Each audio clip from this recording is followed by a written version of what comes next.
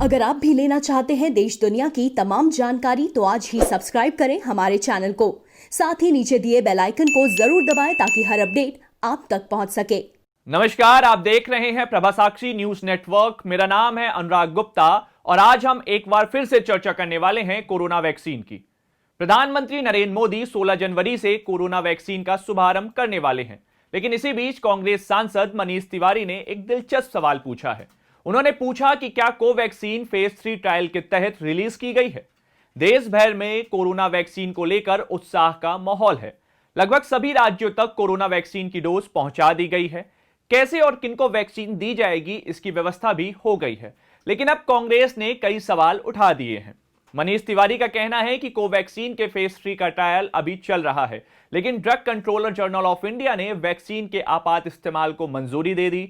समझिएगा, आपात इस्तेमाल को। यही बात मनीष तिवारी ने दोहराई कि सरकार ने आपात इस्तेमाल को मंजूरी दी है, लेकिन अब सरकार कह रही है कि वैक्सीन लेने वालों को इस बात की अनुमति नहीं है कि कोविशील्ड और कोवैक्सीन में से उसे कौन सी वैक्सीन लगवानी है, उसका चुनाव करे। अभी कोवैक्सीन का फेज 3 ट्रायल पूरा नहीं हुआ और जिसकी वजह से इसकी क्षमता को लेकर कई सवाल उठ रहे हैं।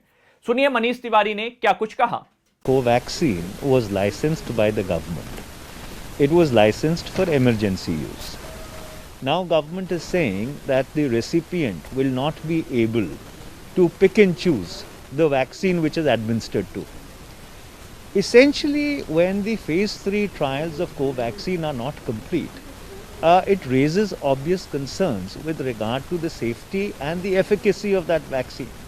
So either government should not roll out Covaxin till the time its efficacy and reliability is completely established, the phase 3 trials are over, or it should act in a manner whereby there is complete and absolute confidence in the people with regard to its efficacy and reliability. You cannot use or you cannot use the rollout as a phase 3 trial. Indians are not guinea pigs. वहीं भाजपा विधायक संगीत सोम का एक बयान सामने आया है, जिसमें वह वैज्ञानिकों पर भरोसा नहीं करने वालों को पाकिस्तान चले जाने की हिदायत दे रहे हैं। अब आप लोग सोच रहे होंगे कि यह कैसा बयान है, तो चलिए आप खुद सुन लीजिए कि संगीत सोम ने क्या कुछ कहा।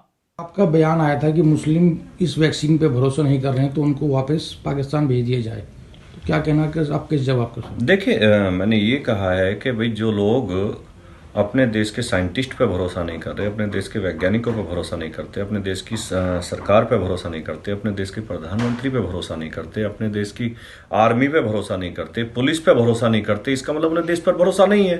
अगर उन्हें देश पर भरोसा नहीं है तो जहाँ के वो हैं वहाँ चले जाएं, जहाँ उन्हें जाना चाहिए वहाँ चला जाए। फिर पाकिस्तान पर अगर वो भरोसा करते हैं तो पाकिस्तान चले जाएं। इसमें बुरा क्या कहा है मैंने?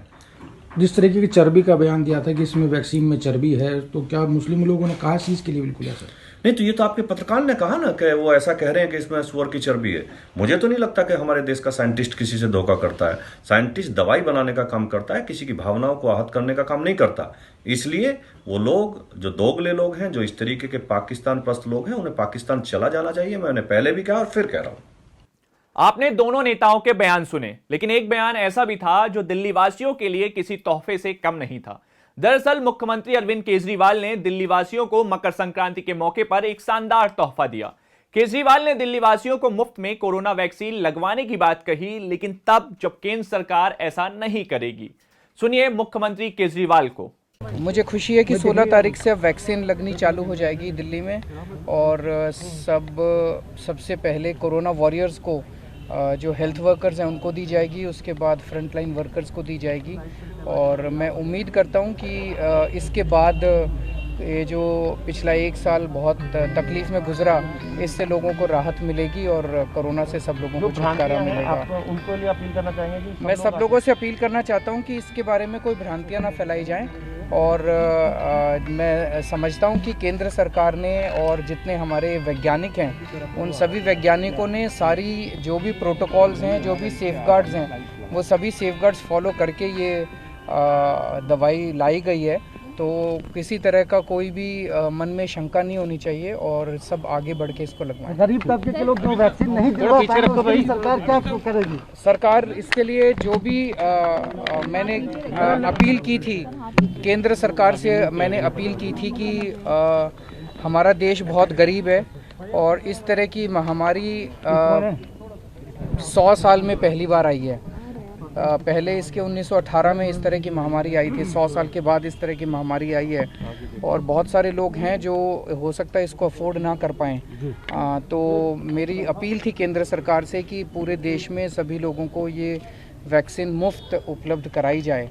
तो हम देखते हैं कि केंद्र सरकार क्या करती है और अगर ज़रूरत पड़ेगी और तो दिल्ली के लोगों के लिए अगर ज़रूरत पड़ेगी, केंद्र सरकार अगर नहीं करेगी तो दिल्ली के लोगों के लिए फिर हम इसको फ्री में अवेलेबल करवाएंगे। अब इंतजार समाप्त हो गया। कोरोना वैक्सीन लगवाने की तारीख भी पास आ गई।